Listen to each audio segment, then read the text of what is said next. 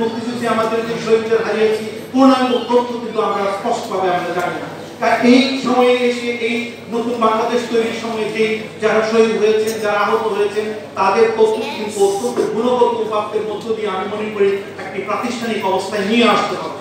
এবং এরপরে আসে যারা শহীদ হয়েছে বা যারা আহত আছে, এখন যে আলোচনার কথা শুনছিলাম, এই আহতদের চিকিৎসা সেবাটা কিভাবে আমরা সঠিকভাবে নিশ্চিত করতে পারি এবং একই সাথে তাদের মানসিক যে সেবাটি সেটিও কিন্তু চিন্তা করতে হবে। এবং পাশাপাশি যে আর্থিক সহযোগিতা যেখানে দরকার, যেখানে আমি দেখছিলাম যে একজন পা হারিয়েছেন, তিনি ড্রাইভার ছিলেন, আরেকজন দেখা যায় যিনি সেলসম্যান ছিলেন, তিনি হাত হারিয়েছেন।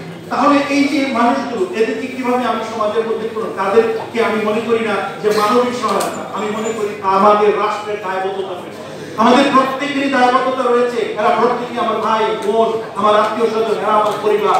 রাষ্ট্রকে যখন আমি পরিবারের বাইরে চিন্তা করব তখন কিন্তু আর হবে না, যখন এই পরিবারের মধ্যে মনে করব তখনই আমার মনে হয় যে আমরা সত্যিকার অর্থে মানব উন্নয়নের দিকে যেতে পারবো। আমি আর কথা বাড়াতে চাই নাই, শুধু বলবো আপনাদের সবার মধ্যে একটা স্বপ্ন আছে, সেই স্বপ্নের তাগিদে অপরাজেয় বাংলায় জুলাই মাসের 17 তারিখে দাঁড়িয়েছিলাম, একইভাবে দেখা গিয়েছে অগাস্টের 1 তারিখেও দাঁড়িয়েছিলাম এবং সেখান থেকে আমরা কতগুলো প্রতিশ্রুতি দিয়েছিলাম। আমরা বলেছিলাম যে এই অবসান ঘটবে, আমরা একটা সুখী সমৃদ্ধি বাংলাদেশ তৈরি করবো, যেখানে প্রত্যেকটি মানুষের অধিকার নিশ্চিত হবে।